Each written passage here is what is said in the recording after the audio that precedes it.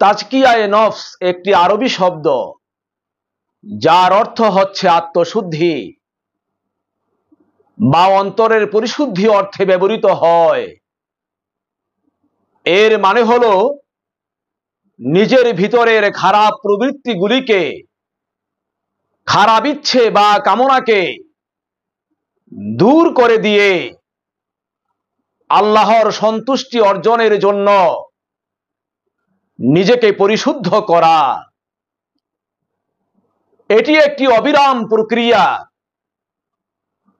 যার মাধ্যমে একজন ব্যক্তি নিজের ভিতরের সকল প্রকার কুবৃত্তিকে নিয়ন্ত্রণ করে এবং আল্লাহর প্রতি একনিষ্ঠ হতে চেষ্টা করে, অর্থাৎ নিজেকে সকল প্রকার মন্দ থেকে মুক্ত করে আল্লাহর আনুগত্যের মাধ্যমে পরিশুদ্ধ করে নেয়।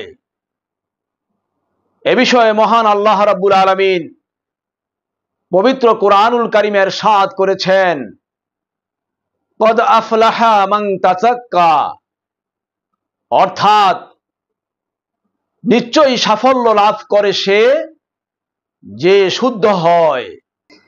সমস্ত নবী রাসূলদের পৃথিবীতে আসার উদ্দেশ্য হচ্ছে তাওহীদ এবং রিসালাতের দাওয়াতের মাধ্যমে গোটা মানব জাতিকে পরিশুদ্ধ করা।